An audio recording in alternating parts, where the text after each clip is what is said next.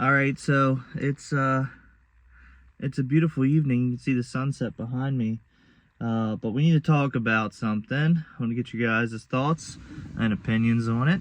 And I don't want you guys to act like you're all good and holy in the comments, because I know those people are going to come out. But I wanted to talk quick about this incident that happened in Raleigh, North Carolina.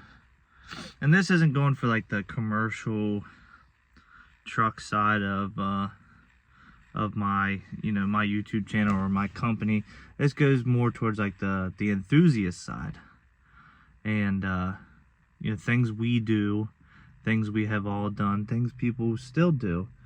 And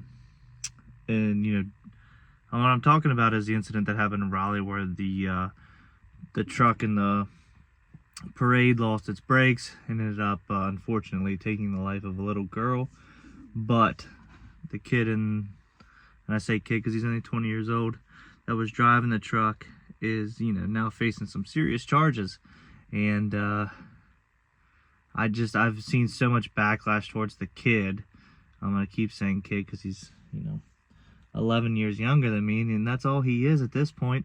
I know what I was like at 20 years old, and the way I was driving and what I was driving and what I was doing, and I couldn't imagine being 20 in this day and age. The technology and changes in the automotive world and how everything is. But I've seen so much backlash going back to the kid and saying, oh, he had a lift kit and wheels and tires, and the vehicle was heavily modified, and everybody blaming him for modifying his truck, for causing this accident. And it is an accident. Things happen.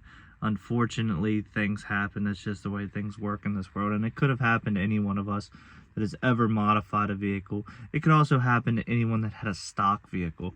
I was watching the Macy's Day Parade, and they had all those brand new Rams in the parade. And it got me thinking that, there's brand new Rams out there that fail.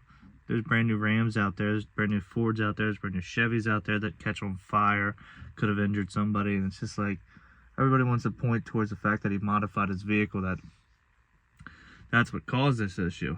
Now, we're all guilty of it.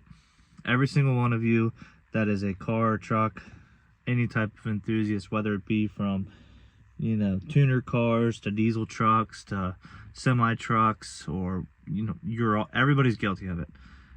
It just never bit us in the butt.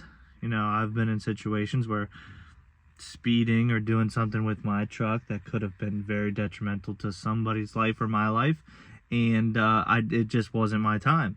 So unfortunately this happened to this kid, and I just want to kind of putting this video out there so people can think before they're quick to comment on TikTok or Instagram. Like, I see a lot of it on TikTok because that's kind of where the truck community and stuff is now. And being a little older than, the kids that are on there 18 to 20, whatever years old, I just want to put, because I know what I did as a kid. I know the stories my dad told me of what they did as kids. And it's kind of crazy to think that all the things that we've done could have always caught up to us and caused, harm to somebody, and it never did. And we just, we got lucky. That's all that happens. And unfortunately, just a freak accident.